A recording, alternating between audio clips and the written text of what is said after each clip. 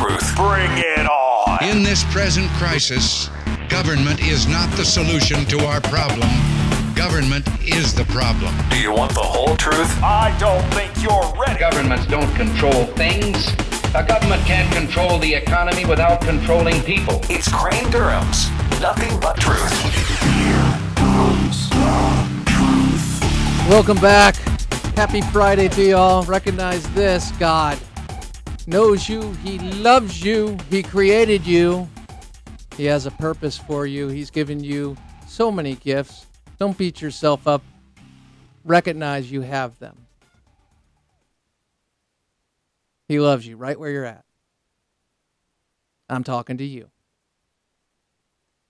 All right, so we're going to be joined by our good friend Bruce Thornton, Professor Bruce Thornton, author, research fellow at the Hoover Institution in just a moment. Some just quick updates. If you did not catch the newscast or some of the content today on the network, just to let you know, the numbers came out, jobs numbers, Dan the Mancilia all over them. And we see that if you look at the unemployment number dropping to, is it 7% or just under 7%? But if we had the same amount of people in the workforce last year, I think it's 7%. Same amount of participation in the workforce last year, it'd be 7.9%. Same amount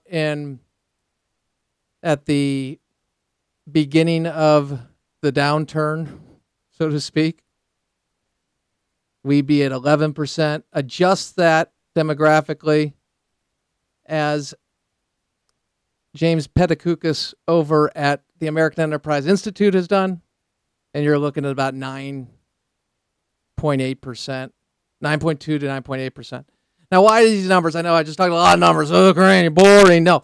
The numbers are important because what we're seeing is this, quote, new normal, and the idea that this is what we expect, and we can look at a number and point to 7.0 without context, and context is very important. Context is very important, especially when you got a lot to say in a little time and you need a montage. I need a montage. Roll it. The problem with what the president is doing is that he's not simply posing a danger to the constitutional system. He's becoming the very danger the Constitution was designed to. There is one last thing to which the people can resort if the government does not respect the restraints that the Constitution places on the government. Abraham Lincoln talked about our right to alter our government, or a revolutionary right to overthrow. I agree entirely that the president cannot simply refuse to apply or enforce a law for policy reasons. The center of gravity is shifting, and that makes it unstable. And within that system, you have the rise of an Uber presidency. There could be no greater danger for individual liberty. If the people come to believe that the government is no longer constrained by the laws, then they will conclude that neither are they. As James Madison warned centuries ago in Federalist number 47, the accumulation of all powers, legislative, executive, and judiciary, in the same hands may justly be pronounced the very definition of tyranny. Chairman. That is a montage of highlights. Well, montage is a series of highlights, Crane, thank you. But it is a montage of constitutional experts, Michael Cannon included from the Cato Institute, Jonathan Turley, at the House hearing on executive power earlier this week. Thanks to Megyn Kelly's program for putting together that montage. That's how we rolled it. Right now, we're going to be joined by our good friend, Professor Bruce Thornton. He is a research fellow at the Hoover Institution, and his latest book is The Wages of Appeasement, Ancient Athens, Munich, and Obama's America. He's currently a professor of classics and humanities at California State University in Fresno, California. Welcome back, Professor. How are you? Thanks, Crane. Good to be with you. Good to be with you. Why don't we begin with the power grabs from the president, the seemingly suspending mandates, suspending immigration policy and enforcement. It seems that the president has overstepped and gone from his Article 2 powers to Article 1 powers clearly outlined for the Congress. Historically, what happens when a leader of a constitutional republic, a democracy, does this? Well, we have the ancient critics of democracy who said this is what will happen in a democracy, a concentration of power into an oligarchy or a tyrant. And he will do so by giving to the masses redistributed wealth from the wealthy. That's the pattern that they identified, and that was very much on the minds of the founders when they created our divided government and a limited executive. So eventually you get to the point where the increased centralized power encroaches more and more on everybody's freedom. And we seem to be going through a slow motion version of this.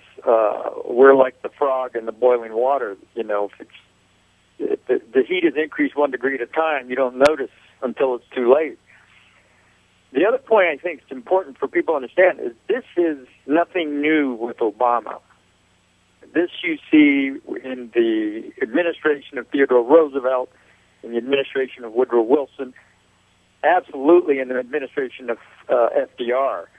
And remember his court packing scheme, in which he tried to increase the number of Supreme Court justices and oppose the retirement age so that he would not strike down his, New Deal legislation. And it was the progressive idea that our constitutional machinery is out of date and inefficient given the modern world, and that you needed a centralized power, which they saw in the executive mostly, to be able to deal with these issues. So this is all part of a long, now century-long development in which the constitutional order that feared the consequences of such concentrated power has been undone. And is it, in your estimation, when I get the idea that if I'm supportive of the policies, if I agree, like for example, if Bush were doing this, to a degree, I hope I would be cognizant of it, and not only that, I would recognize it and say, no, that's not the right thing to do. Are we noticing it more because what he advances fails, and he can only do it through executive power? Or are the moves that he's taking, though historic in the sense of what you've mentioned, extraordinary in the light of day? I mean, in the fact that he's doing it so brazenly.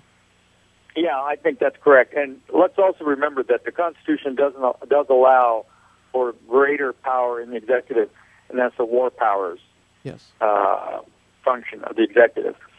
So the progressives like to look back to Abraham Lincoln, and they said, well, there's this great president who took on these additional powers, but in times of civil insurrection, as in the words of the Constitution, or an external threat, presidents generally, in terms of that narrow function of defense, are allowed more leeway. But they're understood to be, restricted to that crisis, and that they, then should be undone. So that all of the legislation during World War I that Wilson wanted, because he wanted to increase the power of the executive, a lot of it lapsed after the war. And then, of course, was sort of retooled and brought back by FDR under new guys to achieve the purpose, which was increasing the executive's power in order to solve problems that another famous progressive called the moral equivalent of war. In other words, the argument was, well, this isn't war, but it's like a war, it's just as dangerous, and so we need the power to do that. So it's the original version of, you remember Rahm Emanuel, a crisis is, never let a crisis go to waste. And of course, war is always the great crisis that creates this opening. But yes, you're right. Every president can do a signing statement, a law that has been passed, he deems it's unconstitutional, and hence he can't enforce it. But the brazenness comes in not enforcing your own law, not enforcing the law with your name on it that your party passed unanimously without a single Republican vote. That's where you get, as usual with this president, a level of arrogance and shamelessness that I don't know. It's hard for me to think of a time in American history when it reached that level. And the president, as he looks to advance the agenda that he has, is not really being held accountable by the Fourth Estate. And we have the likes of Harry Reid and Mary Landrieu continuing to say something that is either not true or, quite frankly, ridiculous. And I'm not trying to name call here, but they say, oh, yeah, Obamacare is going to work. Do they believe that? Is that just disrespect? Is that arrogance? Or is that just focusing in on what they know about the low information voter? Well, it's both. You know, obviously, those people who achieve that level of power, many of them, you know, human nature being what it is, begin to believe that their qualities are commensurate with that power, and there's no reason to believe that to be true. And that does breed arrogance. There's political self-interest, too. You know, the parties want to be strong because they're more successful when they're strong.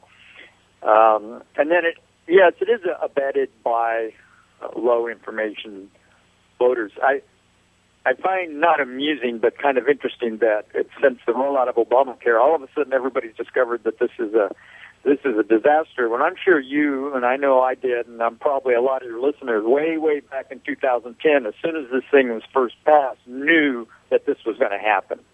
Even before it, as you did reference. So tell me, Professor, when we have a leader who is not into convincing others, but actually just what we've talked about before, using the tools of power, the mechanisms of power, the levers of power. We see that in President Obama's background because it's never about forming a consensus. He is not governed, so to speak. And now what you mentioned, Rahm Emanuel, and what he said, never let a crisis go to waste, I guess that flows into the other point that we began with. We see a man who may be incapable of really understanding what it means to govern because his success has come through, well, a community organizer looking at an institution or a government and saying, I'm going to get what I want for a select group of people. He's never had to bring everybody together. No, that's correct. Yeah, I mean, he's never been in circumstances where you have to, negotiate, give and take, try to reach a consensus.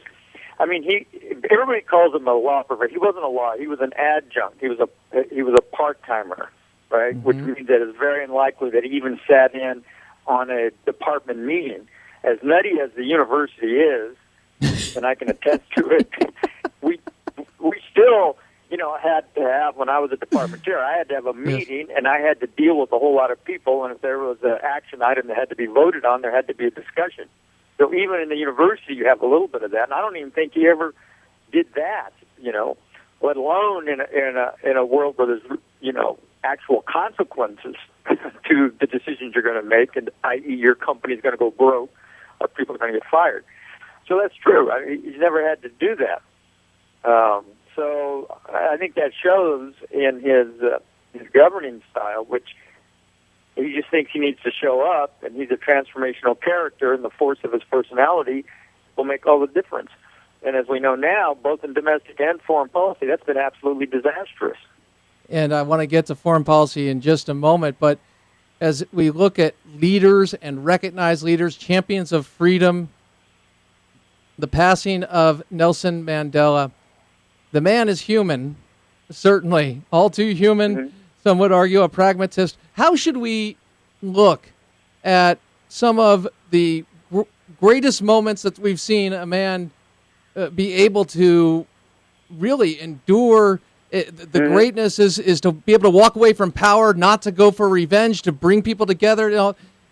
In light of the fact of the association with being a communist, advocating violence, and then partying with dictators, not partying, but being very supportive of dictators. How should Nelson Mandela be remembered, Professor? Well, I think that you cover it. He at his, 24 years in prison, he obviously rethought a lot of his beliefs. And when the opportunity came for political participation, he knew that he had to be inclusive, that there, you know, if he didn't have something like a, you know, massive act of forgiveness or forgetting at least, or non-punishment of the past, that country would descend into chaos. And he deserves all the credit for that. But there's a point I want to make for your listeners, and it's the same point that we can make about Gandhi. Mm-hmm. And it's the same point about Mandela. Neither Gandhi nor Mandela would have been a success in any civilization other than a Western civilization, because they would have been shot dead at the first moment. And those nonviolent techniques and, you know, all that sort of thing could only work in a Western civilization. And so we have to remember that. They may have been, apartheid may have been an oppressive, as it was, institution, but it was in the context of a European civilization that had notions of human rights, equality, etc., that one could appeal to, right, to make a moral case. So, you know, let's always remember that. That's great if you're dealing with Westerners. If you're dealing with anybody else, right, it's not going to work. It's not going to work in, for example, in the Muslim Middle East. You know, because those kinds of techniques simply they'll just use violence to destroy them. And that is something that, quite frankly, that point could not be made enough, because with that recognition, there comes a much greater understanding and would disabuse us of, hopefully, of applying our morality, our rationale, our history, our values, and ascribing them to our enemies. Yeah, exactly. Yeah, and that, once again, that's a great lesson, not only from today, but also your work, Professor, as you well know. And I feel like I've been Captain Obvious in this interview in so many ways, but you wrote a piece about why we should study war. And you talked about the lessons of understanding war and the mistakes that can be made. And I wanted to focus in particular of what referencing Churchill as you did, and his famous Sinews of Peace speech it made at my father's alma mater in Fulton, Missouri. And the idea that when we are able to stop something earlier on, to take that action, will permit it could. If we learn that lesson, wow, we really lowered the butcher's bill big time. And tell me, are we seeing is what we are seeing today with Iran, President Obama, and Israel akin to what we saw with Chamberlain, Hitler, and Czechoslovakia? Yeah. The only difference is Israel is not going to play the role of Czechoslovakia. They're not going to put their fate in the hands of dubious allies. And the constant that's amazing to see people make the same mistake over and over when there's so much history telling them is to believe that nonviolent conflict resolution, particularly diplomatic engagement, only works with like-minded peoples. You know, contract lawyers, they have a phrase, the meeting of the minds. You know, it's not the fact that somebody signs a contract, it's the fact that, you know, in their minds they are sincere about the terms of the contract and upholding it. And, of course, you know, with people who don't feel that way, they'll sign anything and they'll agree to anything, and they will simply undermine or cheat on the terms of the agreement. And so that's exactly what we're seeing in Iran today. Iran is simply buying time. They're following the North Korean playbook. And this is what North Korea did. Promise negotiations, sit and talk, say you'll do this, say you'll do that, and then continue to pursue the acquisition of nuclear weapons until they reach the point which I think Iran is very, very close to. Reach the point where, we can make one now within a month, and what are you going to do about it? Mm-hmm. And so that's absolutely the weapon. The other point is about, I think, preemption. Yes. And this came up recently because Bret Stephens in the Wall Street Journal and Ben Markstein agreed with them, both incorrectly. And they were saying, well, the Munich analogy doesn't apply to Obama in this sense. At least Neville Chamberlain, knowing England could not go to war in 1938 with Germany, gave them another year to rearm. And that was the rationalization of the pro-appeasers when they were trying to explain why they did something so disastrous. I refer your listeners, if they haven't already, Winston Churchill's great first volume, A Gathering Storm, of his history of World War II. And he points out there, and I think it correctly, that in 1938, if England had assured France that she would back France, which then would have brought Poland and the Soviet Union onto the side of England and France, and Hitler had to fight a two-front war in Czechoslovakia, right? Mm-hmm. Remember, the Sudetenland, western Czechoslovakia, is the mountainous region, and it had state-of-the-art fortifications at that time. The Czechs had 40 divisions. They had the Skoda munitions works, the second most productive. They were not some tiny little weak country that could just be rolled over. They couldn't do it on their own, but if they had the backing of the French and English, if the French had moved off the Maginot Line towards the east, if Hitler had even fought at that moment, eventually the Nazi regime would have been destroyed. And it would have cost. Absolutely, it would have cost. But it wouldn't have been the 50, 60 million of World War II. Yeah. See? So, the question isn't always what's the good and the bad. The question, rather, is what's the bad and the worst decision. Yes. And diplomacy often makes the political leaders think that there's a good and a bad. Good, negotiate, bad, war. Right. And that's rarely the case. And absolutely. And that's another lesson that you point out directly in the book. And I just encourage people to read The Wages of Appeasement, Ancient Athens, Munich, and Obama's America. Research Fellow for the Hoover Institution, Bruce Thornton. Thank you. Have a great weekend, Professor. Thank you. You too. Thank you.